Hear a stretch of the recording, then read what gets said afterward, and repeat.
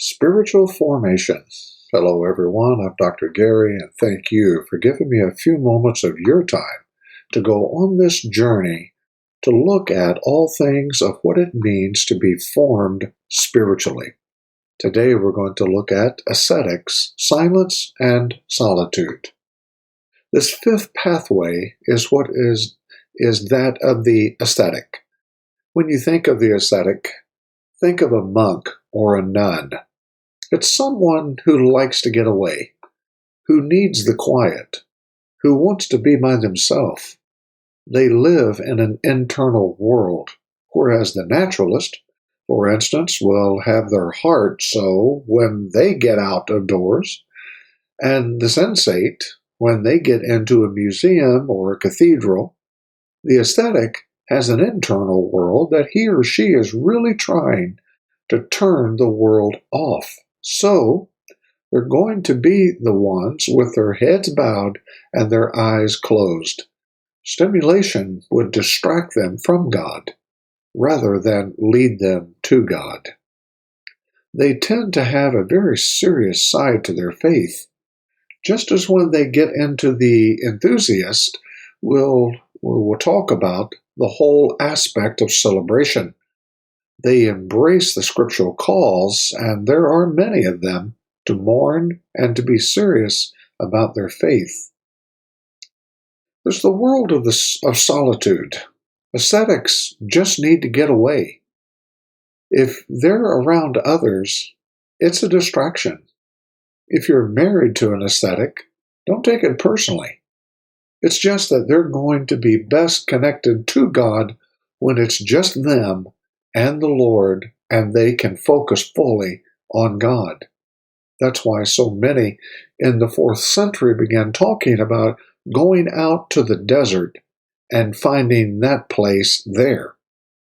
They need to cultivate the quiet. They don't want distractions. And there's an opportunity, an appropriate place rather, for them to be. Another aspect of the ascetic is going to be austerity. They're going to seek simple environment. Susanna Wesley had, I believe, 18 children, which is a lot of children. But we are glad that she had a lot because Charles, if I'm not mistaken, was number 13, and John Wesley was number 15. So, she had some very prominent children that came about by going on. It was a very busy house, I'm sure, as you might imagine, 18 kids. Yet she really valued prayer. At that time, women wore different layers of clothing. She would take the outer layer, the top, I don't know really what you would call it, maybe the apron part of the attire of that day, and then she had a skirt and other attire underneath.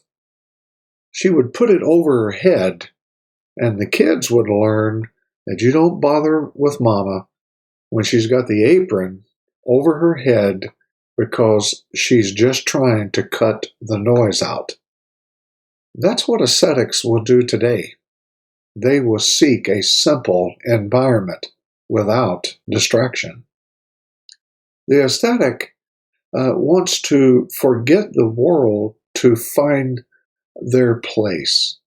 So some of the acts that they might take, might take place because of that. Watching in the night, for example. That's something that monks would do all the time.